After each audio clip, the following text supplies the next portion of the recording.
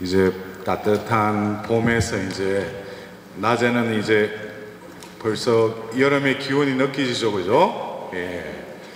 이제 밥도 먹고 배도 이제 든든하니 이제 또 잠이 올 수도 있어요. 예.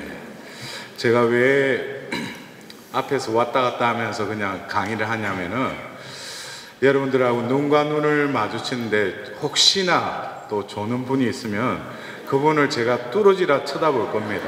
예, 그럼 옆에 분이 옆에 있는 사람을 치세요. 예, 일어나라고. 안 되면 모두 일어나라고 하는데 혼자 앉아 있어요. 그러면 얼마나 그렇겠어요.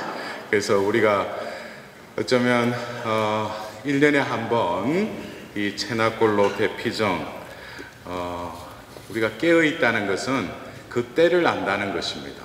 지금 하나님께서 예비하시는 총이 우리 가운데 온전히 당겨질 수 있도록 다시금 우리를 비워드리면서 오후 강의 시작하도록 하겠습니다. 성부와 성자와 성령의 이름으로 아멘.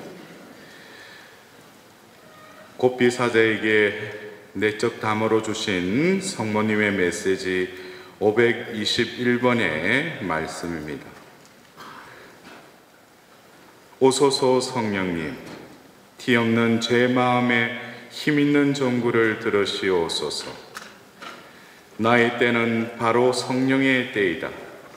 내 티 없는 성심의 승리는 크나큰 기적인 두 번째 성령 강림과 일치할 것이다.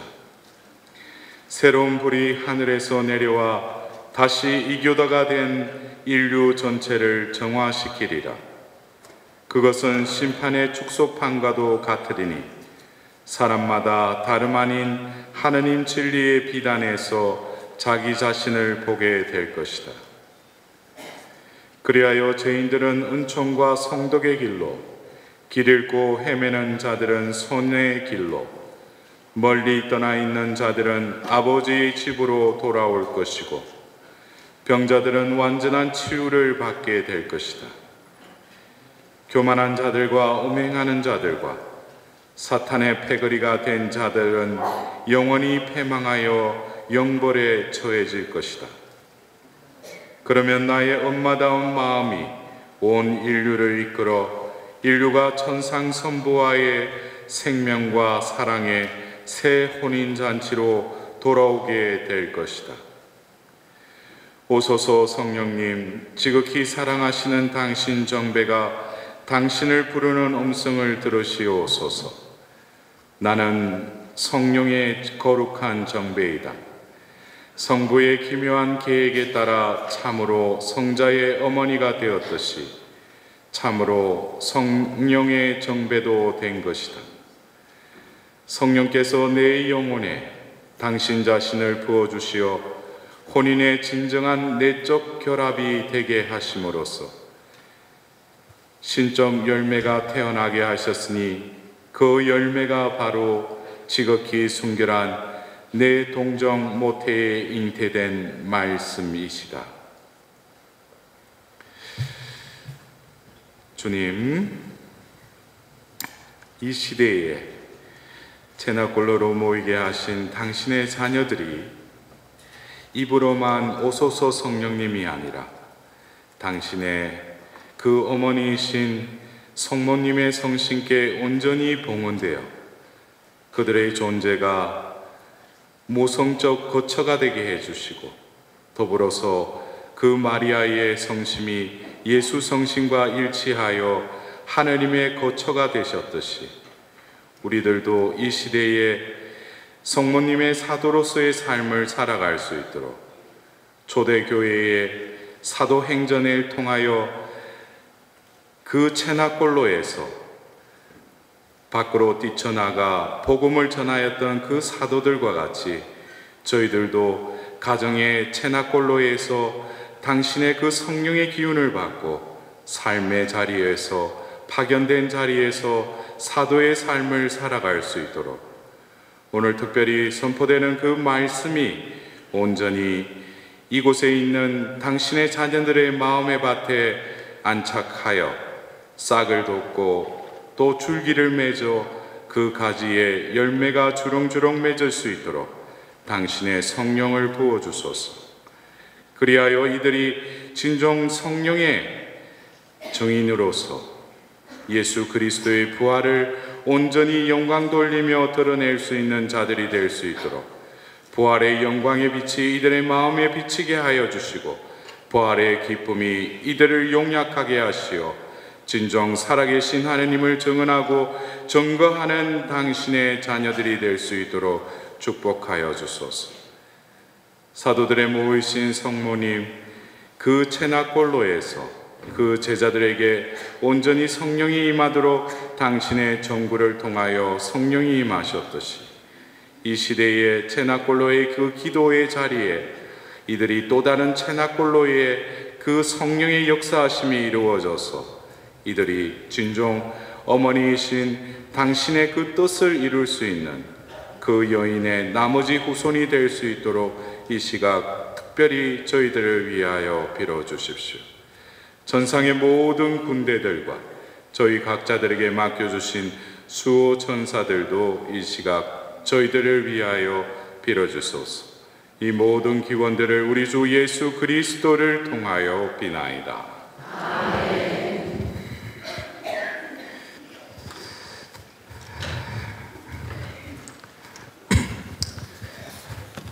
그래요. 여러분들 눈을 보려고 또 가까이 이렇게 왔습니다. 예.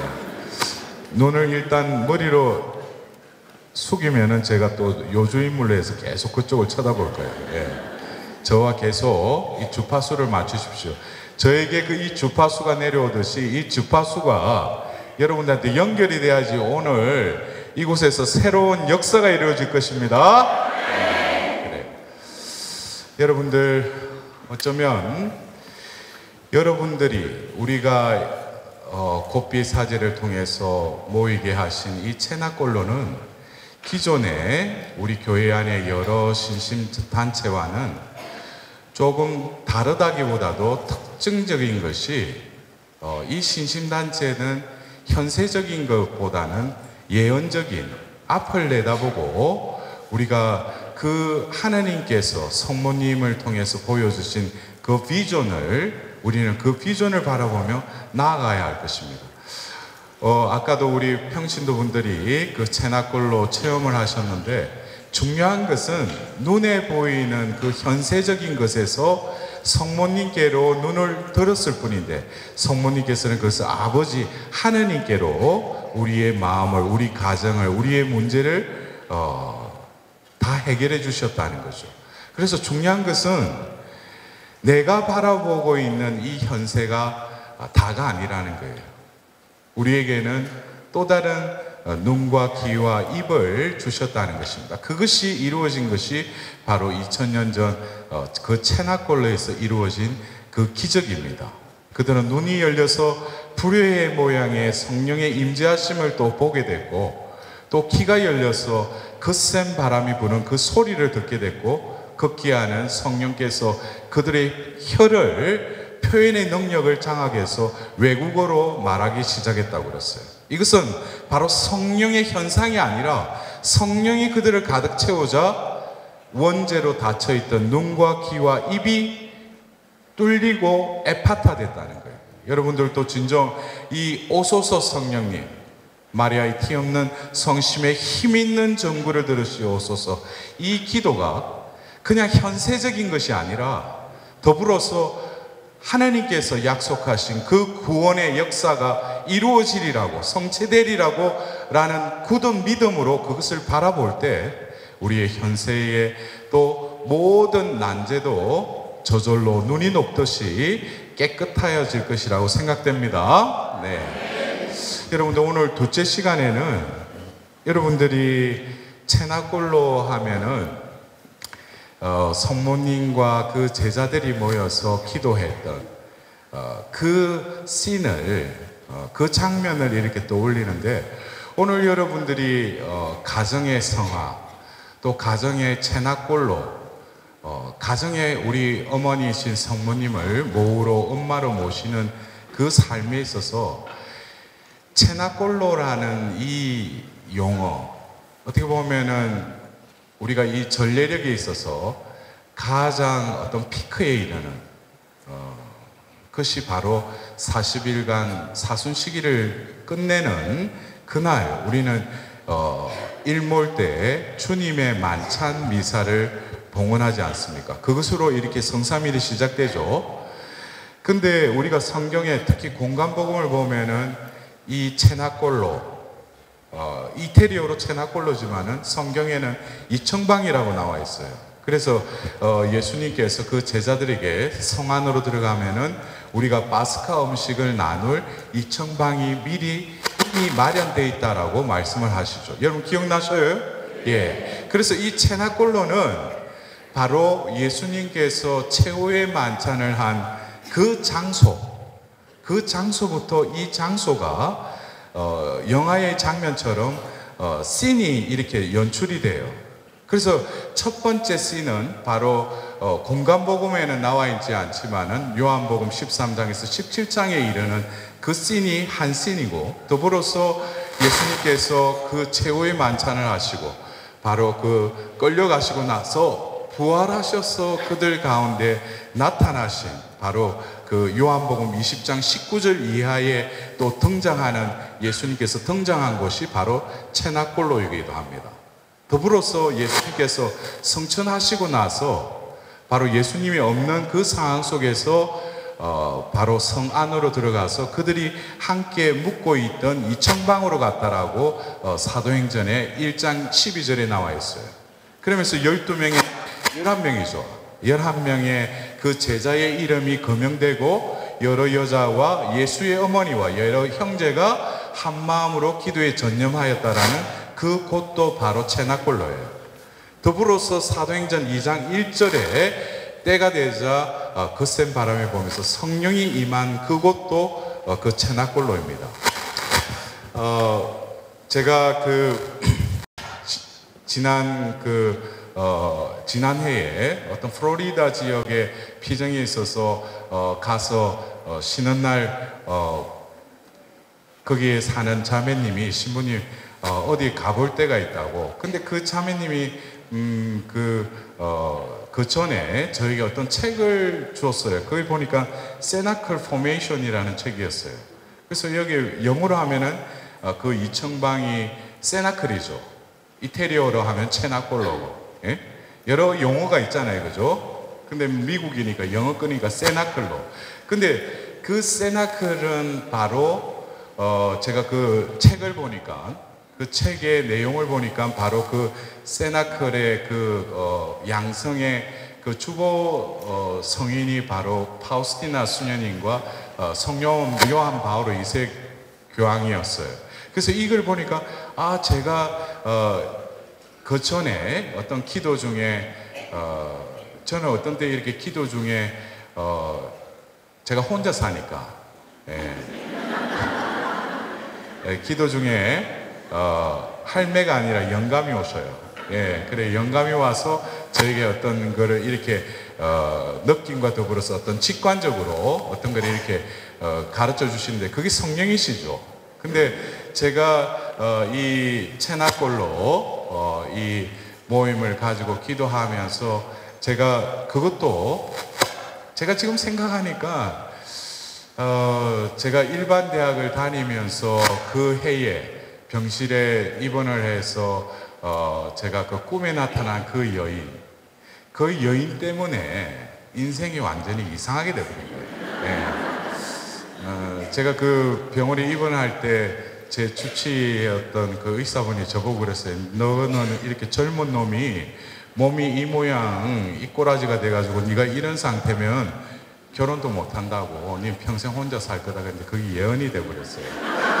근데 제가 그때 한 40여일의 그 병원 입원 기간 동안에 그 꿈에서 나타난 그 여인이 바치던 그 기도를 바치면서 제가 무엇을 청하지도 않았는데 청원의 기도인지도 모르고 그 이후에 제가 날짜를 세보니까 한 27일이 지나고 며칠 후에 그 의사 선생님이 와서 검사를 하자고 하고 그리고 며칠 후에 저를 부르시는 거예요. 근데 그 의사 선생님 또 그 가톨릭 신자였어요. 근데 그 신자분이 저에게 입원할 때 그런 말을 했는데, 아유, 검사 결과가 어떻게 나왔는지 저보고 보면은 병이 다 나았대요. 그래서 제가 이게 뭔지 이제 퇴원하래요. 그래서 그 꿈에 나타난 그 여인, 그 여인으로 인해서 제가 퇴원을 하고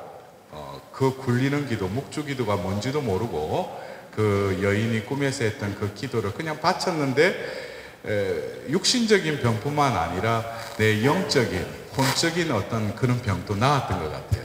그러면서 제가 그 이후에 제가 생각지도 못했던 이 성소의 길을 걷게 됐고, 그러나 이것을 이해하지 못하고 또 도망간 적도 있고, 그런데 그때 제가 그 병실의 그 사건을 통해서 바로 30년 후에, 그것이 바로 그 파티마 100주년 되는 1917년도에 와서 비로소 제가 전화했던 그 난가주 성령대회 때부터 전하기 시작했던 성모님을 통하여 성령을 받아라는 그 메시지가 결국 30년 전에 그 병실에서 이미 묵주기도를 바치면서 제가 그냥 성령을 받은 거예요. 그러면서 제가 그때 태어나서 처음으로 우리 가정에서는 가장 늦게 세례를 받게 됐고, 묵주기도 모르는 저에게 그냥 꿈에 나타났던 여인이 그 굴리는, 저는 그래서 굴리는 기도인 줄 알았어요. 그래서 제가 방학 때 집에 가면은 어머니가 저는 보면은 보통 밤에 돌아다녔어요. 예, 그래서 제가 햇빛을 받으면 안 되는 게 아니고 밤이 왜 그리 좋았어요. 그래서 제가 사제되고 나서도 주간 사목보다는 야간 사목을 주로 했어요. 예, 그래서 특정 계층들만 어울려서 살아계신 주님보다는 하악 성분의 주님을 섬기던 거예요. 예. 근데 제가 그 이후에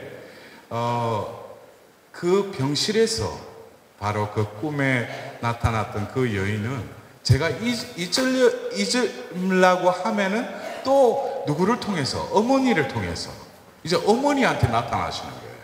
그래서 제가 신학교 때 뭐 조금 이렇게 생활을 잘못하면은 어김없이 어머니가 메일이나 전화가 따와요. 그러면은 저한테 그래요. 너 요즘 생활을 잘하느냐 이러는 거. 그래서 어머니 잘하고 있죠. 아닌 것 같은데. 그러니까 제가 찔리잖아요. 근데 어젯밤에 꿈에 또 나타났대, 그 여인이 또. 근데 어느 동굴에서 또 그냥 눈물도 아니고 피눈물을 흘리고 있대. 그래서 제가 이 여인이 왜 나한테 자꾸 보면 뭘 좀 보니까 어디 그때 CCTV 있는 것도 아닌데 뭐 조금 하면은 또 어머니한테 레이더망이 또 가가지고 저한테 바로 들어오는 거예요. 그러면서 신학생 때는 어쩔 수 없이 묵주기도 바치는 시간도 있었고, 그렇지만은 사제가 돼서도 제가 그렇게 성모님에 대한 그 신심이 있었던 건 아니에요. 그러나 아마 성모님께서는 저의 어떤 성향과 기질을 아셔서 제가 아는 어떤 외국에 사는 자매님이 어느 날 저한테 전화가 왔어요. 그래서 그 자매는 유럽에 사는데, 신부님이 이제 유럽에 와서 내 아들이 성모님 메시지를 전하기 시작할 거라는 거예요. 그래서 제가 속으로 또 이 자매가 또 뭔 소리를 하냐, 조용하더만은. 근데 그러고 나서 그 전화를 끊고 2주 후에 그 유럽의 대표 회장 자매가 전화가 신부님 우리 피정이 있는데 신부님 이번에 꼭 강의 좀 해달라는 거예요. 그 자매를 통해서 어떻게 기도 중에 성모님이 나타났는지 누굴 봤는지 모르겠는데 그 자매의 그 기도 때 받았던 응답이 저에게 그대로 이루어졌어요. 그래서 지금 제가 어쩌면 지금 오늘 시작하면서 선포한 이 메시지, 아까도 제가 1부 때 잠깐 말씀드렸지만 독일에서 그때 디셀도르프 그 모든 민족들의 어머니 때 만났던 그 수녀님이 저에게 이런 말을 하셨어요. 그런 그 모든 민족들의 어머니의 그 기도 문의 내용, 바로 성모님의 뜻이 신부님이 하시는 일이라고. 그럴 때 저는 그 수녀님에게 물어봤어요. 지금 그런 어떤 움직임이 있느냐고. 그러니까 없대요. 그래서 저는 언제나 먼저 이렇게 짚고 나서, 그래서 여러분들 그렇잖아요. 이 블루북에 보면은 요즘 짖지 않는 개들이 너무 많다는 거예요. 아시죠? 예? 개가 짖어야 되는데 짖지를 않는데, 그럼 도둑이 들어와도 뭐예요? 개가 짖어야지. 이 개가 뭐예요? 사제지. 하나님의 메시지를 선포해야 될 거 아니에요. 예? 그래서 제가 어떤 때는 어디 가서 짖는다 그러니까 어떤 신자가 신부님 개도 아닌데 왜 자꾸 짖는다 그래. 아니 난 개다고, 하나님의 개다고. 가서 짖으라면 짖고 샷한 마우스 하면 그냥. 그래서 오늘은 짖으라고 이 자리에 보냈으니까 여러분들이 제가 짖는 대로 또 따라오시고, 중요한 것은 제가 지금 이 제2의 성령 강림, 이것을 제가 저 책을 읽고 그런 것을 하게 된 것은 아니에요. 하나님께서 아시겠지만, 어느 체나골로의 그 회원이 저에게 어느 날 전화가 와서 그러니까 신부님 강의에 뭐 새 영을 말씀하시고 그 존재 변화에 대해서 이야기하는데 그거 고피 신부님 책을 다 읽으셨는가 보죠, 그러는 거예요. 그때 당시만 해도 제가 이 책을 몰랐어요. 서재에는 꽂혀 있긴 꽂혀 있었는데. 그래서 제가 또 보면 책을 또 찾아보기에는 내가 게으르니까, 요즘에는 그렇잖아. 뭐 딱 버튼만 누르면 딱 나타나면은 구형한테 딱 물으면 딱 친절하게 알려줘요. 구형 아시죠? 예, 구걸. 예. 그래서 거기에다가 제2의 성령 강림이니까 어떤 분이 제2의 성령 강림에 대해서 아주 그 메시지가 거의 한 16개, 17개 되더라고요. 근데 성모님께서 제2의 성령 강림에 대해서 이렇게 소상하게 다 말씀하시더라고요. 근데 그 내용 중에도 제가 강의했던 내용들이 많은 부분이 나와 있었어요. 그래서 성모님이 이미 다 이렇게 메시지를 주셨구나. 그러면서 저는 내가 안심이 됐어요. 왜냐면은 제가 짖으라 해가지고 짖는데 기존에 우리 교회에 있는 그런 메시지가 아니라 새로운 메시지들이 계속 나가니까.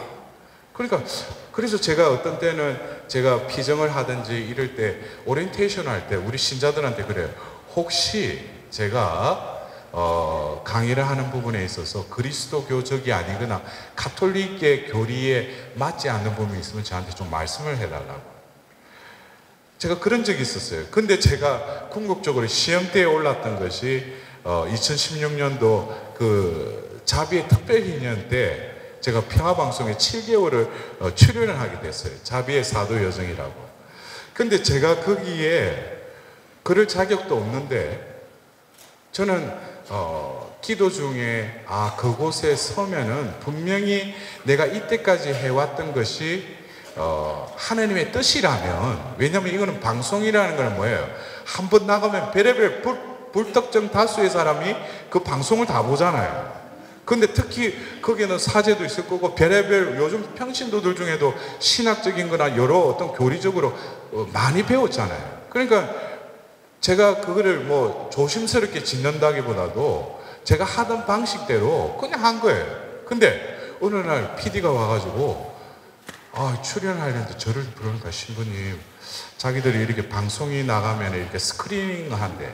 그래서 이게 뭐 이렇게 무슨 문제가 있든지 이러면은 그들이 이렇게 지적을 한대요. 근데 평상시에 없다고 보면 그날 저한테 와가지고 신부님 잠깐 보자는 거야. 그래서 이게 드디어 올 게 왔구나. 그래서 뭐 때문에 그러시냐고 그러니까 신부님 이런 말씀, 아니 무슨 뭐 좀 가르침에 맞지 않으면 이거를 바로 잡아야 되니까 뭐냐고 그러니까 신부님 그게 아니고 신부님이 그 TV에 그 나왔는데 보니까 옷이 교황님 옷하고 비슷하다고. 제가 한편으로는 무슨 가르침이 뭔가 문제가 있으면 좋은데 왜 복장 가지고 그러냐 이거지. 응?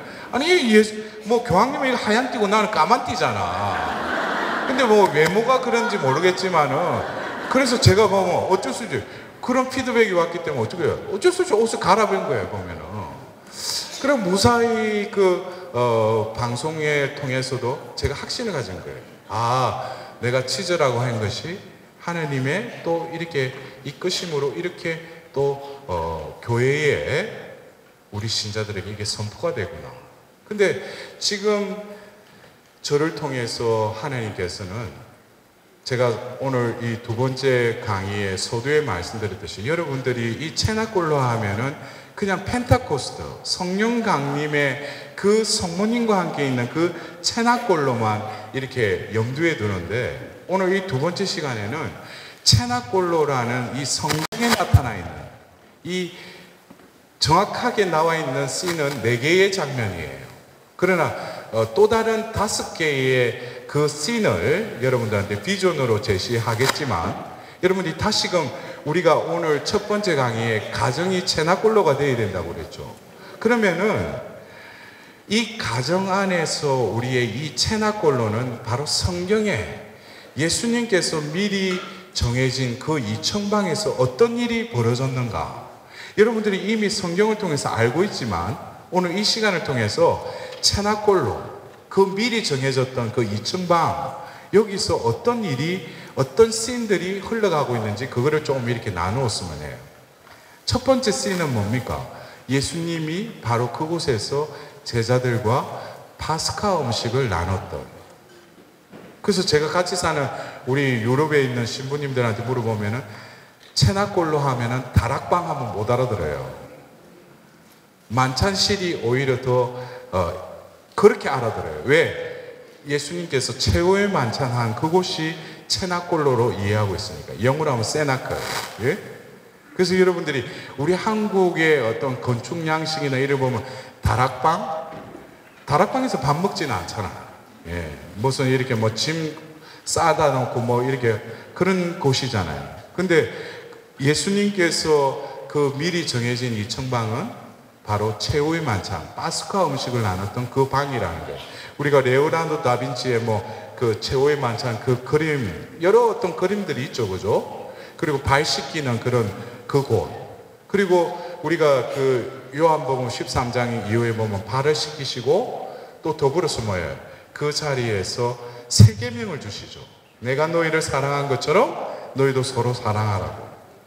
그리고 성령을 또 요한복음 14장 16장에 걸쳐서 성령을 약속하시고, 여러 어떤 나는 길이요 진리요 생명이다, 또 포도나무와 가지의 비유, 그리고 하나님께 자신이 기도하고 그 제자들을 위해서 기도하고 제자들을 믿는 그 사람들을 위해서 기도하는 17장의 그곳까지, 그 씬이 바로 뭐예요? 체나골로에서 이루어졌다는 거예요. 그것은 바로 예수님께서 끌려가시기 전에 마지막으로 그 제자들과 함께 머무셨던 그곳, 체나골로. 그래서 저는 그 체나골로를 사랑의 체나골로라고 명명했어요. 왜냐하면 그곳에서, 그 씬에서 핵심적인 것은 예수님이 제자들의 발을 씻겨주시고, 그리고 사랑의 계명, 세 계명을 그 자리에서 주셨다는 거죠. 그래서 우리가 이 일부에서 우리가 가정의 세나클화라는 그 세나클에 있어서는 우리가 어떤 성령이 가정에 머물러 있어야 되지만, 그러나 바로 이 첫 번째 씬에 나오는 이 사랑의 세나클에서는, 이 체나골로에서는 그곳에서 파스카의 음식을 나눴다는 거예요. 파스카 음식을 나누기 위해서 그 장소를 예수님이 택하셨다는 거예요.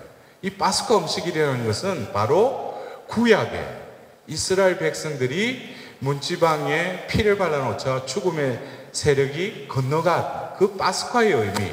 그래서 그들이 허리띠를 졸라매고 그 누룩 없는 빵을 서둘러서 먹었던 그 파스카 음식, 그것을 다시금 재현하면서 그들은 뭐예요? 구약의 하나님, 우리를 홍해바다를 건너서 탈출시킨 하나님을 다시금 기리기 위해서 이 파스카 음식의 이 예식을 거행했던 것이죠. 그래서 우리는 이 체나골로라는 첫 번째 이 사랑의 체나골로를 통해서 바로 구약의 성부의 하나님으로부터 성자의 하나님으로 이루는 그 성부 성자의 현존의 자리로 이 체나골로를 이해하면, 이 체나골로는 그냥 성모님께서 제자들과 함께 기도했던 곳이라기보다는 바로 성부, 성자, 성령과 성모님의 현존의 자리로, 우리의 거처의 자리로 마련할 때 바로 우리 삼위일체적인 존재인 우리의 존재가 어떻게 돼요? 완전하게 된다는 거예요. 그래서 첫 번째 씬이 사랑의 체나콜로라고 그랬죠. 그래서 이 요한복음 13장에서 17장에 이르는 이 체나콜로는 예수님께서 본을 보여주셨듯이 바로 이웃에게 낮은 자로, 발을 씻겨주는 자로. 그래서 예수님이 본을 보여주신다고 그랬죠. 그래서 우리 가정 안에서도 진정으로 누군가가 더 낮은 자가 돼서 어떻게 보면은 그 사람의 아픔과 마음의 근심거리를 뭐예요? 내가 씻어주려고 하는 자의 위치에 서 있는가?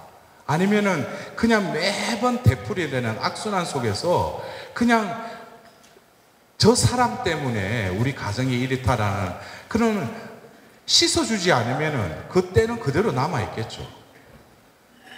우리는 우리 가정이 체나콜로가 되려면은 먼저 이 사랑의 체나콜로에서 예수님이 보여주셨던 그 모범대로 가장 그 상대방의 아픈 부위, 가장 그 사람의 근심거리, 이런 부분을 어떻게 씻어주는 그런 우리가 무릎을 꿇고 그 제자의 발을 씻겨줬듯이 우리들도 그런 가족 구성원들이 그런 삶을 살아갈 때 결국 우리 집에도 사랑의 체나콜로가 형성이 된다는 거죠. 근데 더불어서 우리는 이 사랑의 체나콜로에서 예수님이 또 최후의 만찬을 하면서 무엇을 제정하셨죠? 성체성사를 제정하셨죠. 이것은 바로 너희와 영원히 있기 위해서 당신의 살과 피를 이 성체성사를 통해서 내어주는 거 아니겠어요? 그래서 사랑이라는 것은 내어주는 것이지 내가 받으려고 하는 그 사랑에서 온전히 상대방에게 나 자신을 내어주는 그 사랑의 신비가 이루어지는 성체성사의 신비가 이루어지는 사랑의 체나콜로가 될 때 어떻게 보면 우리 가정이 또 체나콜로화되는 그런 과정에 있다는 거죠. 그래서 첫 번째 우리 가정은 뭐가 되어야 된다고요? 사랑의 체나콜로가 되어야 된다. 우리 다 같이 사랑의 체나콜로. 이것이 바로 우리가 성경에 나오는 예수님께서 잡히시기 전에 머무셨던 그 체나콜로에서 있었던 일이었어요. 그리고 두 번째는 바로 예수님께서 육신을 이 세상에 오신 육신이 아니라 바로 죽으시고 묻히시고 부활하셔서 바로 요한복음 20장 19절 이하에 주간 첫날 저녁에 그들 가운데 나타나죠. 그들은 유다인들이 두려워서 문을 닫아 걸고 있었어요. 근데 예수님께서 그들 가운데 나타나셔서 어떻게 너희에게 평화가 있기를 하고 인사하시고 나서 바로 당신의 손과 옆구리를 보여주시고 이었고 요한복음 20장 22절에 그들에게 숨을 내쉬면서 성령을 받아라. 누구의 죄든지 용서하면 그 죄는 용서받을 것이고 그대로 두면은 그대로 남아있을 것이다 라고 부연적으로 말씀을 하십니다. 우리가 이 사랑의 체나콜로 그리고 그 이후에 예수님께서는 바로 그 사랑의 계명을 실현하기 위해서 예수님께서 아버지의 사랑을 온전히 드러내기 위해서 십자가에 못 박혀 돌아가셨죠. 그리고 부활하셔서 나타난 그곳을 저는 자비의 체나콜로로 명명을 했어요. 왜 자비의 체나콜로인가?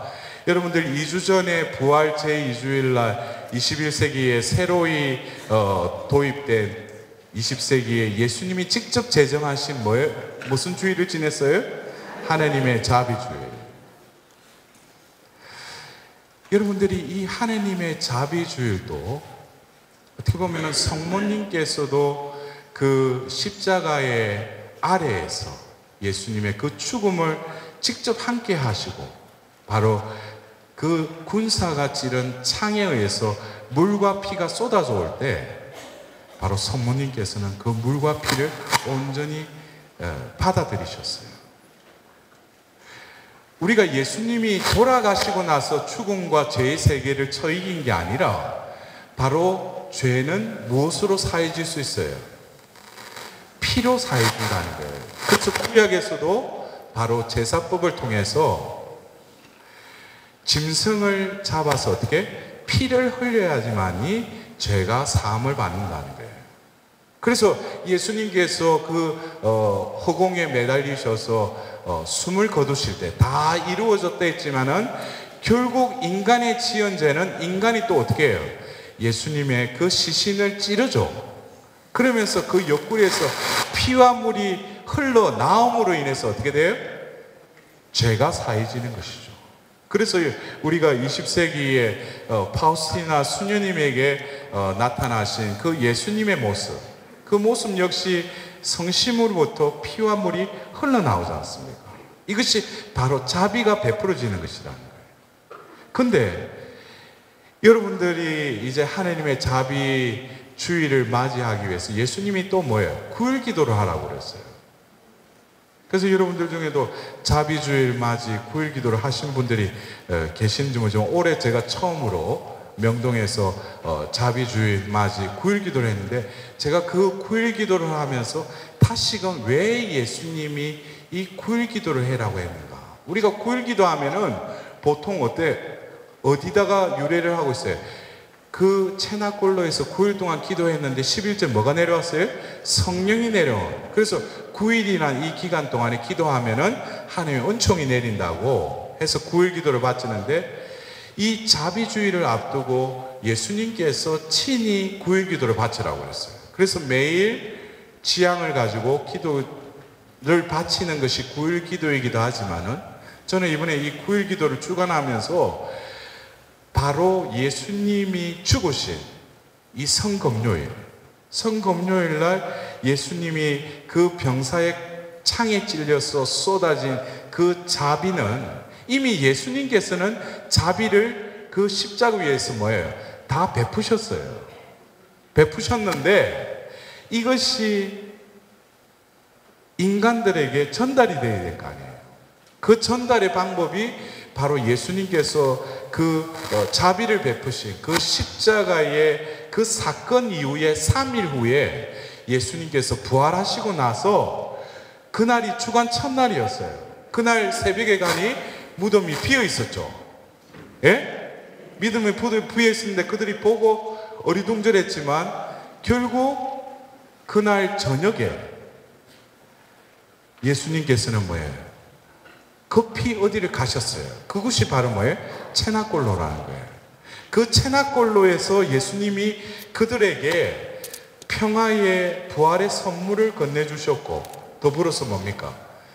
내가 바로 순환당한 예수라는 것을 당신의 상처를 보여주심으로써 당신의 부활을 전가하셨고 더불어서 예수님께서 그들에게 하고자 하신 것은 바로 십자가에서 완성된 그 자비를 그들에게 어떻게 베푸시기 위해서. 그래서 여러분들이 부활 제2주일 날 그 복음 텍스트를 보면은 바로 그 요한복음 20장 19절 이하에 이 자비의 체나골로를 묘사하고 있어요. 이곳에서 예수님께서는 어떻게 그들에게 자비를 베푸셔요? 성령을 받아라고. 이 영은 뭐예요? 바로 자비의 영이에요. 그래서 우리가 이 하나님의 자비주의를 하나님의 자비를 입는다는 그냥 이상적으로 자비를 입는 것이 아니라 구체적으로 어떻게 해야 돼요?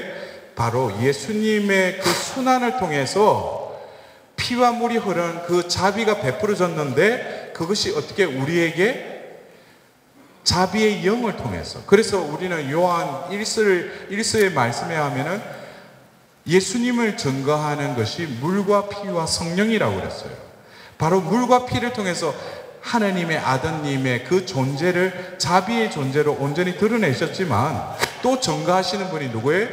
성령이시라는 거예요. 그래서 우리는 이 자비주일날 예수님께서 이 인류에게 자비를 베푸시기 위해서 어디에 나타나셨다? 체나골로에 나타나신 거예요. 그래서 그 이 체나골로에서 어떻게 예수님께서는 자비를 베푸신 거예요. 그래서 우리는 두 번째 시는 뭐예요? 사랑의 체나골로에 이어서 자비의 체나골로. 그래서 우리는 이 자비의 체나골로에 머무르면서 어떻게 해요? 우리 가정이 체나골로가 되려면 서로 어떻게 해야 돼? 용서를 해야 돼요. 우리가 어떻게 보면 이 용서의 문제, 유태인의 격언에 오면 뭐 30번 눈이 맞았다가 뭐 3개월 사랑했다가 30년 동안 싸운다라는 그게 부부의 어떤 그 정의래. 그 30년 동안 싸운다는 건 결국 뭐예요? 용서하는 삶이 부부 생활이라는 거예요. 그래서 이 용서의 속성을 우리가 제대로 깨닫지 못하면 우리는 많은 경우 용서는 뭐예요? 내가 하는 줄 알아요. 내가 뭐 좀 마음 써가지고 그래 내가 용서해줄게. 이게 용서예요. 용서는 바로 뭐와 연결되어 있어요? 죄와 연결되어 있어요. 죄를 용서하는 거죠. 근데 죄를 용서할 수 있는 것은 누구만이 용서할 수 있어요? 하느님만이 용서할 수 있죠. 근데 우리는 용서라는 이 단어가 어느새 인문과학이 짬뽕이 되고 심리학적으로 여러 가지 방법으로 이 용서를 스킬로 가르쳐줘요. 용서하려면 이렇게 해야 된다고. 용서는 제가 조금 전에 여러분들 대답했듯이 죄를 용서할 때 많이 이 자비가 흘러가듯이 우리가 자칫 용서의 주체가 돼버리면은 이 죄는 그대로 우리 안에 남아있어요. 어떤 사람을 내가 용서하지 못한다? 그것은 아직까지 당신에게 자비가 아직 뭐예요? 임하지 않았다는 거예요. 그 용서를 하게끔 하시는 것은 바로 하느님의 신적 사랑으로부터 이 자비가 흘러나온다. 왜? 우리가 예수님이 십자가에 못 박혀 돌아가신 것은 바로 요한복음 3장 16절에 니코데모에게 이야기했듯이 하느님 아버지께서 이 세상을 어떻게? 극진히 사랑하셔서 당신의 아들을 죽기까지 하셨잖아요. 결국 예수님의 그 십자가는 바로 사랑의 정표이죠. 그래서 우리는 사랑의 채납골로를 통해서 이 자비의 채납골로에 머무르면서 다시금 우리는 하나님의 사랑에 보답하지 못한 삶, 더불어서 내가 죄를 끊임없이 지으면서도 하나님은 나를 용서하셨다는 거예요. 그러나 그 많은 빚을 탕감한 그 종이 나아가서 나에게 조그마한 빚을 진 사람에게도 뭐예요? 빚을 갚아라 그러죠. 이러한 하나님의 자비에 걸맞지 않는 거스르는 삶을 산 나 역시 바로 이 자비의 채납골로로 돌아가서 다시금 하나님의 자비를 입어야 된다는 거예요.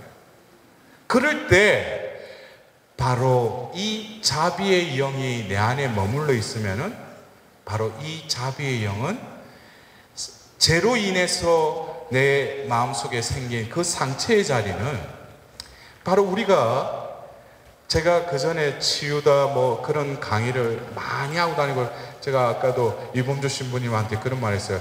저도 소시적에 이곳에 와서 한번 강의한 적이 옛날에 여기서 성령 그거 했잖아요. 예? 예. 그때는 뭣도 모르고 했던 것 같아요. 예. 그때는 제가 무슨 말 했냐면 상처는 사탄의 교두보다 해가지고 빨리 없애야 된다고 했는데 제가 자비를 알고 나서 이 상처에 대한 개념이 완전히 패러다임이 바뀌었어요. 왜냐하면 우리가 예수님의 그 자비가 흘러나오는 그 입구는 바로 병사가 찌른 창에 의해서 생겨난 상처로부터 예수님의 피와 물이 흘러나오잖아요. 그래서 자비가 흘러나오는 입구가 바로 출구가 상처의 자리라는 거예요. 그 자비가 나에게 스며들기 위해서는 어디를 통해서 들어오냐면 그것 역시 상처를 통해서 들어와요. 왜? 자비는 죄와 연결되어 있기 때문에. 그래서 우리는 끊임없이 죄로 인해서 우리 안에 상처가 많은데 바로 그 상처의 자리가 자비의 입구의 자리가 된다는 거예요. 근데 나에게 이 자비가 머무르면은 자비의 그 신비, 기적이 일어나요. 그것은 나에게 있어서 이 상처의 자리는 어둠의 자리요, 실패의 자리요, 죽음의 자리였는데 그 자비가 그 상처의 통로를 통해서 들어와서 내 영혼에 미치면은 그 상처가 완전히 변화가 일어나요. 실패의 자리가 성공의 자리가 되고 어둠의 자리가 빛의 자리가 되고 죽음의 자리가 부활의 자리로 변화가 일어나요. 이것이 바로 자비가 나에게 임하셨다라는 증거예요. 그렇다면은 내가 그전에는 저 사람이 나에게 끼친 해나 그 상처로 인해서 저 사람은 절대 내가 용서 못했다는 거. 그 표현도 맞아요. 왜? 내가 용서의 주체라고 생각했으니까. 그러나 내 상처를 통해서 들어온 그 자비가 그 상처를 변화시켰더만 그 사람이 나에게는 상처를 준 사람인데 오히려 뭐야? 사랑스럽게 보여요. 왜? 내가 자비를 입었기 때문에. 그래서 바로 그 자비가, 내 안에 머무는 자비가 그 사람에게 흘러가려면 어디를 통해서 출구가 되어서 흘러가는가? 바로 상처의 자리를 통해서 그 이웃의 상처로 들어간다는 거예요. 그래서 예수님이 바로 요한복음 20장 22절에 성령을 받아라 하고 이어서 뭐라고 하셔요? 누구의 죄든지 용서하면 그 죄는 용서받는다는 거예요. 죄는 하나님만이 하실 수 있다고 여러분들 말했잖아요. 근데 어떻게 내가 누구의 죄를 용서했는데 그 죄가 용서를 받아요? 그거는 뭐예요? 내가 하야지만 내 안에 머무르는 자비가 흘러서 그 죄로 얽혀진 그것이 어떻게 돼요? 풀린다는 거예요. 근데 그 이어서 뭐예요? 그대로 두면 그대로 남을 것이다 그랬어요. 그래서 내가 용서의 주체가 아니라 내가 해야 될 것은 자비를 온전히 입어야 된다는 거예요. 그럴 때 이 자비가 흘러가는. 그래서 이 역사적인 예수님께서 죽으시고 부활하신 그 파스쿠아의 신비를 하객케 하신 곳이 바로 어디라고요? 체나골로의 그 장소라는 거예요. 이해가 되셔요? 그래서 우리는 이 사랑의 체나골로를 통해서 또 자비의 체나골로로 들어가는 거예요. 그러면서 예수님이 40일 동안 그들 가운데 먹고 마시고 정해진 사람이 나타나셨지만 루카복음사가의 두 번째 글인 사도행전 1장을 보면 그들은 아직까지 뭐예요? 제정신이 아니었던 거예요. 왜? 예수님을 따른 목적은 자신들이 구상하고 자기들이 보상받아야 될 주님의 나라, 이 지상의 나라를 꿈꾸고 있었던 거예요. 아직까지. 그래서 예수님께서 성천하시기 전에 다시금 물어요. 주님의 나라가 언제 서느냐? 지금 죽었다가 부활해가 그들 가운데 나타났는데 아직까지도 뭐예요? 자신의 세상에 갇혀 있었던 거예요. 우리 신자분들도 그래요. 살면서 신앙생활을 한다는데 이 사람은 신앙생활을 하는 게 아니에요. 자기 생활을 하는 거예요. 자기 믿고 자기니 주인이고 필요할 때 하느님은 코라는 콜택시 하듯이 그리고 또 어디로 가자. 뭐 하나 들어달래. 이거는 신앙인의 자세가 아니에요. 많은 사람들이 뭐예요? 영성생활이 아니라 엉성생활을 하고 있어요. 여러분들 그래, 영성생활하면 어디 거창한 것 같지만 심플해요. 영성생활은 뭡니까? 저는 그래, 우리 신자들한테 영성생활은 바로 갈라티아서 2장 20절에 이제는 내가 사는 것이 아니라 그리스도가 내 안에 사는 것이 영성생활이라는 거예요. 근데 많은 신자들이 내가 살아. 뭐 그리스도가 내 안에 들어와서 사시려고 이 성체성사를 통해서 제발 내가 네 안에 들어가서 살게 이런데도 뭐예요? 우리가 세례를 받고 영성죄를 몇 번을 했어요. 수천 수만 번을 해서 예수님이 내 안에 제발 좀 내가 살자. 네가 힘들어해서 내한테 SOL을 요청하는데 내가 들어가서 내가 살면은 이 모든 것이 잔잔해져라 하면은 잔잔해지듯이. 근데 뭐예요? 끝까지 이 주인 행세를 뭐예요? 양보를 안 하지. 이거 뭐예요? 영성생활이야. 엉성생활도 안 하는 거야. 그러니까 어디 뭐 모임 있다면 뒤 밀고 가가지고 뭐 주소 듣긴 많이 듣지. 그러나 결정적인 결단, 회개, 그건 뭐예요? 이제는 주님 제가 사는 것이 아닙니다. 주님이 저를 대신해서 살아주십시오. 이게 바로 일부에서 말씀드린 그게 봉헌이에요. 그 봉헌으로 인해서 내 안에 뭐예요? 성모님께 봉헌하면 내 안에 모성적 거처가 마련될 뿐만 아니라 성모님과의 그런 관계 속에서 성모님께서는 나의 이 존재를 하느님의 거처로 변화시켜 주신다는 거예요. 이게 봉헌의 본질이에요. 우리 교회 안에서 봉헌하는데 그거 봉헌식 할 때 뭐예요? 주님, 성모님 아시죠? 내가 이번에 이거 해가지고 이 딜을 하는 거예요. 그거 이루어 다니는 거예요. 이거는 선무당 잡듯이 성모님한테 협박조로 하는 거예요. 봉헌하면서. 이거는 뭐예요? 엉성생활을 하고 있는 거예요. 그래서 우리가 이 자비의 채나골로에 머물렀던 그들이 아직 뭐예요? 건너가야 될 채나골로가 아직 남았다는 거예요. 그래서 예수님께서 그들이 그런 질문을 할 때 예수님이 뭐라고 하셔요? 그것은 아버지만이 아신다고. 너희들 걱정하지 마라. 걱정하지 말라는 거 아니고. 그리고 나서 사도행전 1장 8중에 뜬금없이 동문서답 같은 이야기를 하잖아요. 그들은 땅에 언제 주님의 나라를 서는 것을 질문했는데 예수님 뭐라고 해요? 하늘에서 성령이 내리시면 너희는 그 힘을 받아서 예루살렘과 온 유다와 사마리아 이 땅 끝에 이르기까지 나의 증인이 될 것이다 라고 말씀하셔요. 근데 이 제자들은 이해를 못한 거예요. 왜? 자신들의 삶의 계획은 이 땅에 있었기 때문에. 근데 예수님은 하늘에서 성령이 내려오신대. 그들은 이해가 안 됐던 거예요. 그리고 멀뚱멀뚱 쳐다보는데 천사들이 말해요. 너희들 뭐 하느냐? 약속하신 거 이루어질 때 가서 기도하라고 그러죠. 그러자 그들이 성 안으로 들어가서 평상시에 묵고 있던 2층 방으로 또 올라가요. 그것이 뭐예요? 채나골로죠. 이 채나골로는 기도의 채나골로예요. 제가 조금 전에 말씀드린 이 자비의 채나골로는 미국의 3,000여 개의 장소에서 바로 이 자비의 메시지, 파우스티나 성녀를 통해서 주신 자비의 메시지를 하는 그 기도 모임을 뭐라고요? 채나골로로 하는 거예요. 영어로 세나클. 그래서 이미 사랑의 세나클로 인해서 자비의 세나클을 통해서 지금 여러분들이 하고 있는 이 오소서 성령님, 마리아의 티 없는 성심에 힘 있는 전구를 들으시오 오소서, 이게 뭐예요? 바로 기도의 세나클이에요. 기도의 채나골로. 이 채나골로에서 성모님께서는 뭐예요? 제가 1부 때 잠깐 말씀드렸듯이 그들은 혼비백산이 된 거예요. 아니 죽었다 살아나서 이제는 뭔가 이루어지는가 싶었는데 40일 동안 있다가 이제 예수님이 그들의 눈앞에서 그냥 사라져버린 거예요. 아이, 그들의 꿈을 어떻게 이루는가. 그러니까 성모님이 그 자리에 특히 베드로 뭐 또 선동해가지고 야 고기 잡으러 이제 난 갈란다 이럴 수도 있으니까 성모님이 앉혀놓고 베드로 성질 죽이라 이번에. 그리고 예수님이 한 약속 그 기억해봐라. 그러면 아니 무슨 약속을 해요? 하늘에서 그분이 오신대. 그러니까 아니 뭐 그분이 오셔. 그 다독거리고 하면서 9일이란 시간 동안에 어떻게 해요?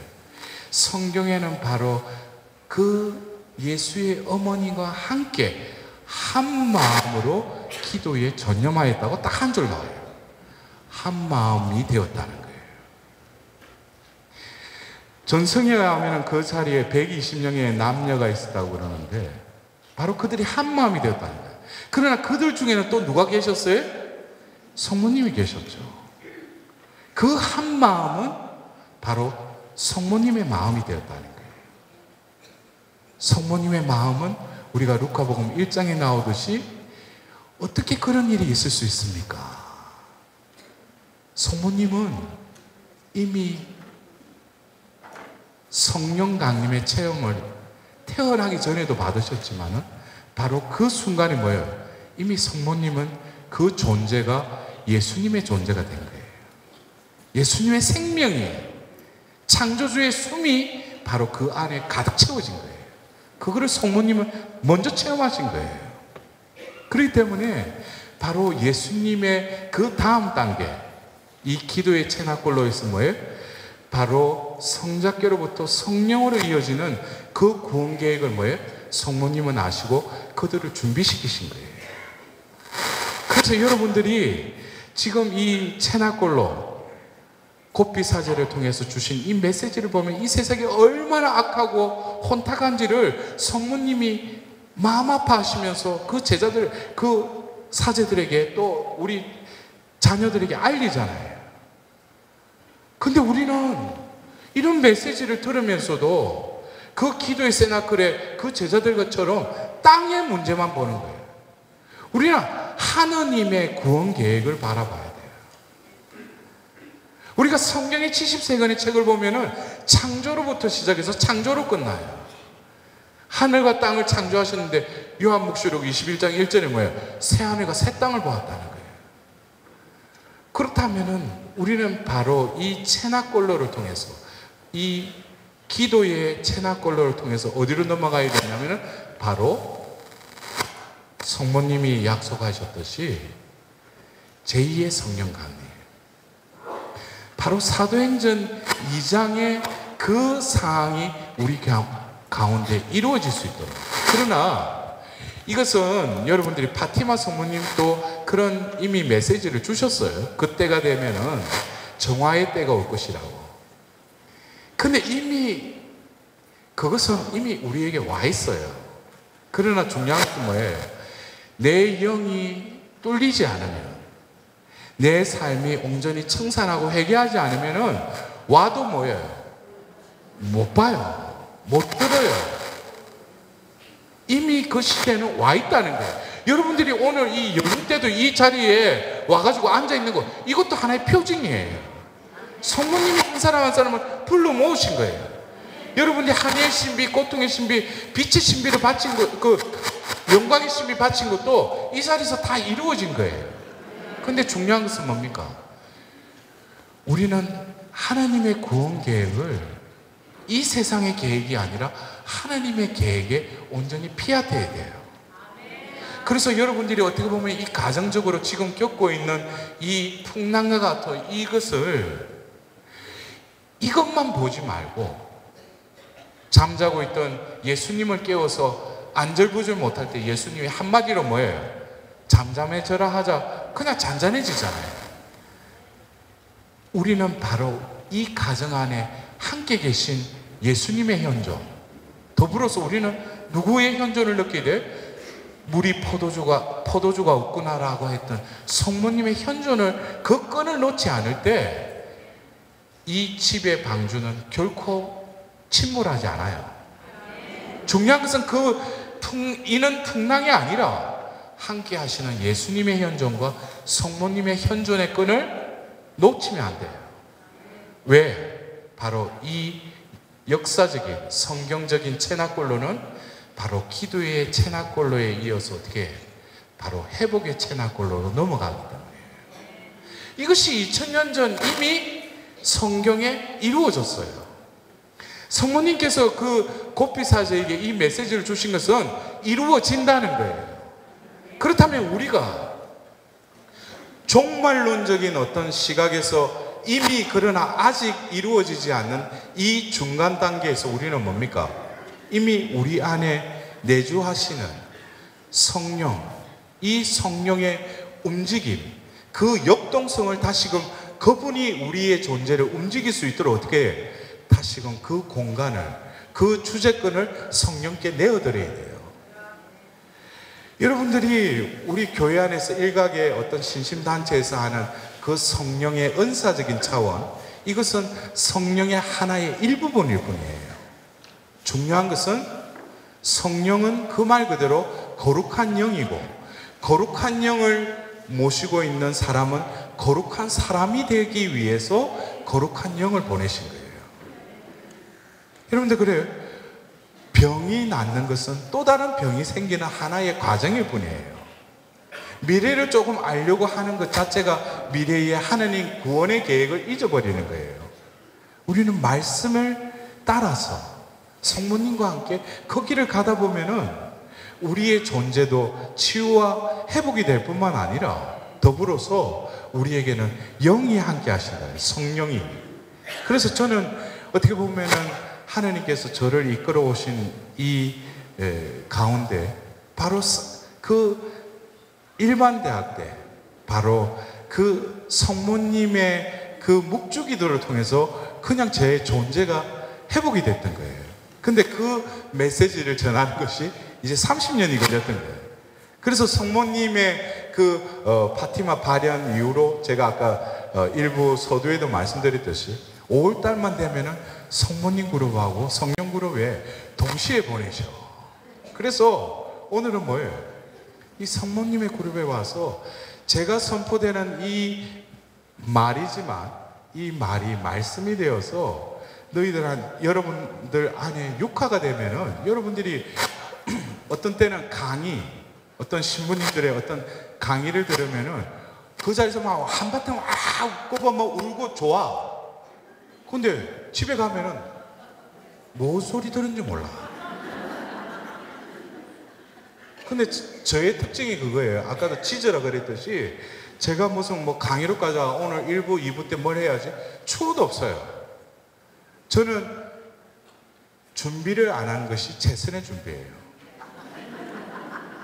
그래서 다른 사람 보면 저 신부님 직무유기다 준비도 안 하고 와. 그게 제일 편한데 왜? 여기 와서 엉뚱소리 하면은 다음에 저 안 부를 거예요. 그러나 저는 하나님께 딜을 하는 거예요. 하나님, 오늘 서울대교구의 채나골로 대피정에 저를 보내셨으면 제가 엉뚱한 소리 하면 당신이 민폐 끼치지 않냐고. 당신 알아서 해라고. 저는 비워드린다고. 그러면은 또 그 하나님께서 이끌어 가셔요. 근데 중요한 것은 오늘 여러분들이 바로 사랑의 채나골로, 그 다음에 자비의 채나골로, 기도의 채나골로, 그 다음에 회복의 채나골로 이미 하나님은 이 채나골로 기도 모임에 온 자녀들이 입으로는 오소서 성령님 티 없으신 마리아 힘 있는 정부로 오소서 하지만 이미 뭐예요? 성령께서 지금 여러분들 가운데 역사하고 계셔요. 그 말은 나의 존재가 바로 하나님의 모습대로 본질대로 성모님을 통해서 회복된다는 거예요. 이것이 왜냐? 제가 아까도 1부 때 말씀드렸듯이 사도행전 2장의 그 성령 강림 사건을 우리는 거센 바람 소리, 불의 모양의 이 눈으로 보는 것, 그 다음에 입으로 외국어를 말하는 이 현상론적으로 이해를 하는데, 제가 아까 그랬죠. 성령이 우리 안에 그냥 내주하시고 나를 차지하면은 안 보이던 것이 보인다니까. 그렇다 이거 좋아요. 해계망측한 게 이렇게 보이는 게 아니라 똑같은 이 자연계의 움직임 속에서도 뭐예요? 하느님의 섭리의 손길이 이제 보이기 시작하는 거예요. 더불어서 뭐예요? 이 키가 아무리 들어도 마트에서 몇 번 코너 세일하면 그거는 아주 키가 밝은데, 내가 미사 때 보면 앉아서 말씀을 들으려고 해도 키가 안 들리는 거예요. 근데 내 안에 성령이 온전히 나를 차지하시면은 소리가 들리는 거예요. 그리고 하답송의 그 시편에 그 선율을 하는데 물컹한 거예요. 어떤 때는 내 안에 기쁨의 빛이 발산되는 거예요. 그게 뭐예요? 내 안에 성령이 이제 숨을 쉬지게 하죠. 그리고 더불어서 뭐예요? 내 이 혀. 저는 그래요. 성령께서 얼마나 인간을 회복시키는 데 있어서 가장 탁월한 선택은 인간의 혀를 장악해버려요. 이것은 우리가 세상적으로 말하면 어떤 사람이 어떤 나라나 거기서 쿠데타 일으킬 때 요즘 이 시대에는 뭐를 먼저 장악해야 돼요? 방송국이에요. 언론 매체예요. 이거를 먼저 장악해야 돼. 이게 바로 뭐예요? 혀잖아. 그러니까 성령이 그 임해서 가장 먼저 그들을 차지했다는 그 징표가 뭐예요? 그들의 혀를 장악해버려요. 그래서 그들이 배우지도 않았던 외국어를 뭐예요? 입에서 그냥 요창하게 나오는 거예요. 그래서 그 디아스포라에서 온 유대인들이 자기 나라 말로 이야기했다는 거죠. 이건 심령기도하고 떨려요. 예. 이 현상을 통해서 우리는 뭡니까? 보이지 않는 하나님의 섭리를 볼 뿐만 아니라 이 세상의 혼탁한 시끄러운 소리 가운데도 하나님의 그 음성을 우리가 알아들을 뿐만 아니라 남을 비판하고 남을 흠집내는 혀가 아니라 이 혀를 통해서 뭐예요? 하나님의 복음이 선포된다는 거예요. 이것은 내가 하는 것이 아니라 내가 해야 될 것은, 결단하고 선택해야 될 것은 뭐예요? 예수님, 나를 대신해서 살아주십시오. 그러면 어떻게 살아주시는가? 성령을 온전히 내 안에 담는 것이에요. 여러분들 그래요. 우리가 사도행전 2장 4절에 보면 그들은 성령으로 가득 찼다고 그랬어요. 그러면은 이 9일 동안 성모님께서 하신 일은 뭐겠어요? 가득 차려면은 그 전의 단계는 어떤 단계가 돼야 돼요? 완전히 피어진 상태가 돼야지 임하시고 가득 채울 거 아니에요. 우리가 어떤 때는 저도 성령 그런 어떤 모임에 가서 그러면 여러분들 성령 충만하고 싶어 그러면 하나도 빠짐없이 아멘해요. 그런데 여러분들 제가 성령 충만한다는 충만하고 여러분들이 하나님께 구하는 충만하고 좀 다른 것 같은데, 여러분들이 성령 충만이라는 거는 내 거 지금 원하는 거 이루어지는 거, 이거 성령 충만이라고 해요. 아니라는 거예요. 성령 충만이라는 것은 나의 존재가 원래 창조된 상태로 다시 회개하는 거예요. 그것이 바로 창세기 2장 7절에 먼지로 빚은 그 먼지의 코에 숨을 불어넣자 생명체가 된 거예요. 이것이 원래 인간이라는 존재예요. 내 안에는 뭐가? 하나님의 숨이 불어넣자 생명체가 됐다는 거예요. 그런데 지금 나는 내 안에 하나님의 생명이 머무르기보다는 내 욕정과 욕망으로 들끓고 있고 가득 차 있어요. 그러나 걱정하들들 마세요. 2000년 전 그 채나골로에서 이 회복의 숨이 다시금 그 제자들에게 풀어넣어진 거예요. 그러자 바로 자비의 채나골로에서 예수님께서 생전에 바로 풀어넣었던 그 숨은 자비의 영이었다면, 바로 예수님이 떠나시고 나서 본격적으로 성령 하나님이 그들에게 임하신 이 성령은 회복의 성령이라는 거예요. 우리에게 기적을 일으키고 어떤 이적이 일어나는 그 성령이 아니라 나의 존재를 하나님이 다시 되찾으셨다는 거예요. 다시금 소유물로 다시금 찾으셨다. 그렇기 때문에 그들을 통해서 뭐가 일어나요? 기적과 이적이 일어나는 거예요. 복음이 선포되는 거예요. 뭐가 되었기 때문에? 그들이 회복되었기 때문에. 저는 그래서 개인적으로 제가 2003년부터 서울에서 회복사도직을 시작했어요. 지금 오연 한 16년이 돼가는데, 저는 그때 당시에 그 회복이라는 의미는 병이나 중독이나 어떤 악습에 시달리고 있는 우리 신자들이 거기서 치유받고 또 해방되는 그것을 제가 회복인 줄 알았어요. 근데 저는 사랑의 채나골로와 자비의 채나골로 거치면서 하나님께서 어느 날 저에게 이 회복이라는 단어의 또 다른 의미를 저에게 가르쳐 줬어요. 왠지 모르게 제가 그 전에 생각했던 회복은 병든이 낫게 하고 가정 문제 해결하고 어떤 악습 해방시키고 이런 거를 회복인 줄 알았는데, 제가 자비를 잊고 나서는 회복이라는 의미가 저에게 색다르게 다가왔어요. 그래서 제가 다시금 하나님께 기도했어요. 하나님, 왜 저에게 그전에는 회복의 의미를 제가 이렇게 해서 회복사도직을 했는데 제가 자비를 잊고 나서 이 회복이라는 의미가 완전 다르게 느껴진다고. 그러면서 이 회복을 어떻게 회복시키겠습니까? 하고 했는데 응답이 없어요. 근데 어느 정도 시간이 지나고 나서 문득 저에게 이런 느낌이 왔어요. 너의 존재 자체를 내가 회복시키겠다. 너의 존재 자체를 내가 바꾸리라 그래요. 처음에는 이 말씀이 이해가 안 됐어요. 왜냐하면 내 존재를 바꾸려고 얼마나 무던히 애를 썼는데 나는 내가 바꿀 수 없어요. 감당이 불감당이에요. 근데 뭐예요? 하나님께서 그렇게 해주시겠다는 거예요. 근데 그것에 대한 임상적인 실험이 성공한 게 바로 사도행전을 보면 알아요. 예수님께서 바로 10일 전에 성천하실 때 그들은 아직까지 지상에 자신의 계획에 자신의 꿈에 사로잡혀 있었는데 바로 10일 후에 어떻게 됐어요? 그들이 완전히 트랜스포메이션이라는 완전히 변화가 일어난 거예요. 누가 이렇게 할 수 있어요?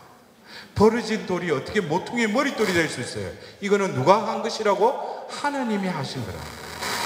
여러분들, 성모님께서는 우리에게 다시금 그 카나의 혼인잔치에서 그가 시키는 무엇이든지 그대로 하라 그랬죠. 성모님께서는 눈에 보이는 그 기적이 아니라 우리의 존재가 구원에 합당한 존재가 되도록 우리를 위해서 기도하신다는 거예요. 여러분들이 성모님의 어떤 여러 곳에서 발현하신 성모님의 메시지를 잘 분석해 보면은 성모님이 기도하라, 보속하라, 희생하라, 여러 가지 어떤 우리에게 하라고 하시는 거는 그거를 현세적으로 받아들이면 동력을 잃어버려요. 그러나 그 상황을 우리의 심판의 때, 정의의 때에 맞추면 이해가 돼요. 왜 희생하라고 하는 거지? 왜 보속하라고 하는지. 예수님께서도 가르쳐 주신 그 자비의 5단 기도에 온 세상의 죄를 보속하는 마음으로 그랬어요. 왜 보속해요? 우리가 구원받기 위해서죠. 우리의 삶은 다시금 예수님의 그 재림의 때, 바로 아버지의 때를 우리는 늘 바라봐야 돼요. 우리가 성모님께 기도하는 성모송의 그 후반부에는 어느 때를 위해서 기도하고 계십니까? 이제와 저희 죽을 때. 우리는 성모님께 잘 살게 해달라고 그러지만 잘 죽게 해달라고는 이야기하는, 기도하는 영혼이 별로 없어요. 그냥 잘 살게 해달라고 그러지. 그러나 성모님은 이 채나골로에 우리와 함께 계시면서, 이제 제가 오늘 이 두 강의를 이렇게 마무리하면서 제가 또 할매가 아니라 영감으로 인해서 알게 된 또 다른 채나골로는 바로 사도의 채나골로예요.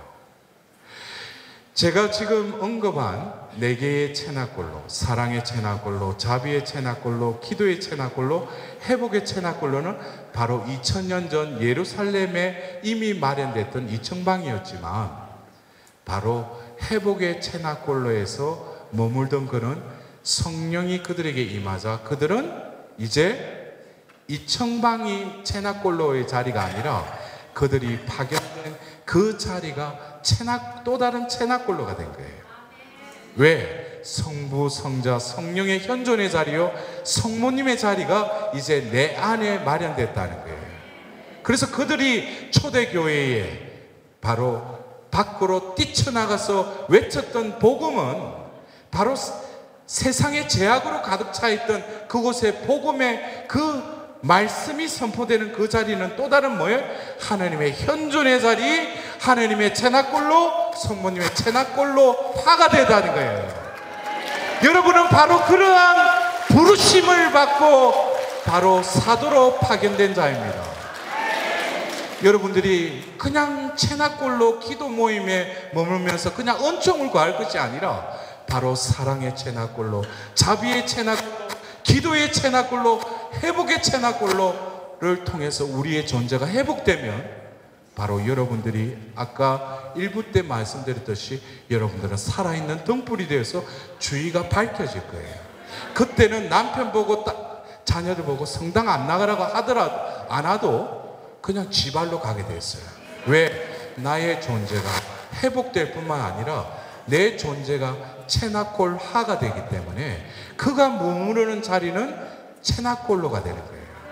그들한 영혼들이 모여있는 본당은 본당 채나골로가 될 것이고, 그런 본당이 모여있는 교구는 교구 채나골로가 될 뿐만 아니라 그 나라가 채나골로가 되고 온 세상이 채나골로가 될 것입니다. 이것이 바로 성모님이 원하신 채나골로에서 제2의 성령 강림을 준비하라는 거예요. 이 채나골로 기도 모임에 온 이들이 이 사도의 세나클이 되어서 채나골로가 되어서 그들이 머무는 자리를 어떻게 성령님의 메시지가 선포되고 함께 기도하고 성령이 임하고 바로 그들 가운데 이적과 기적이 일어나는 그 장소로 성모님의 그 정부로 그 자리를 복음화시켜 주시나요? 그래서 제가 아까 2부 처음에 말씀드릴 때 우리 교회 안에 여러 성모님의 단체가 있고 여러 신심단체가 있지만은 이 채나골로 신심단체는 예언적인 단체라는 거예요. 그래서 여러분들이 어떤 현실적인 것에 머물러 있으면은 성모님의 메시지가 이루어지는 그 비전이 보이질 않는 거죠.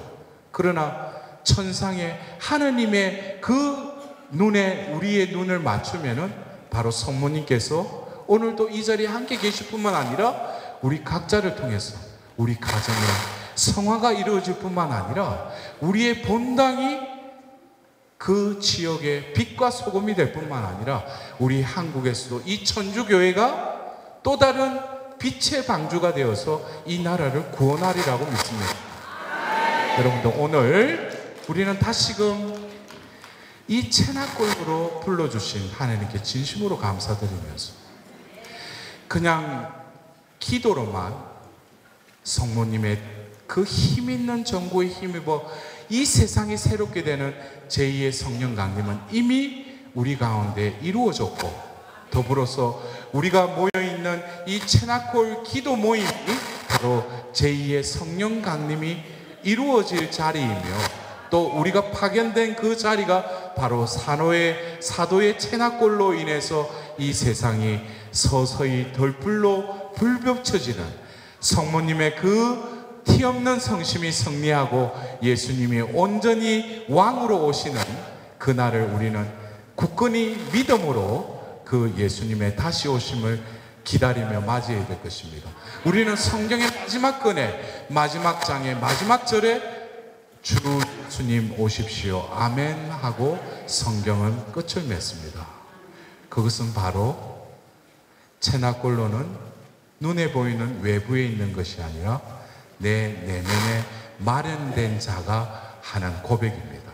주 예수님 오십시오 아멘. 나의 존재는 바로 오늘 다시금 이제 이어서 하는 이 미사를 통해서 그냥 생각으로만, 입으로만 하는 봉헌이 아니라 성모님께 나의 존재를 온전히 봉헌드리면서 더불어서 내 존재가 하느님의 거처가 될 수 있도록, 바로 내 거처 안에 사랑의 채나골로, 자비의 채나골로, 기도의 채나골로, 회복의 채나골로, 사도의 채나골로의 그 5개의 성이 내 안에 이루어질 때 나는 이 지상을 살면서도 바로 그 성경의 마지막 기절에 하늘나라에 이미 입성한 그 천상의 시민으로서 이 땅에서 하느님 나라를 살아가는 또 다른 하늘나라의 시민으로서의 삶을 살아가리라고 믿습니다.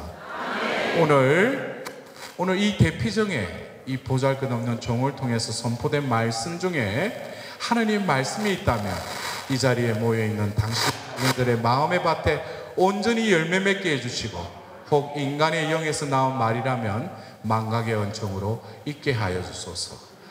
우리 성모송으로 끝내도록 하겠습니다. 은총이 가득하신 마리아님 기뻐하소서. 주님께서 함께 계시니 여인 중에 복되시며 태중의 아들 예수님 또한 복되시나이다. 천주의 성모 마리아님, 이제와 저희 죽을 때 저희 죄인을 위하여 빌어주소서. 아멘. 오소서 성령님, 지극히 하나님 당신의 다니아의 티없는 성심에 힘있는 전구를 들으시어 오소서. 영광이 성부와 성자와 성령께, 성부와 성자와 성령의 이름으로 아멘.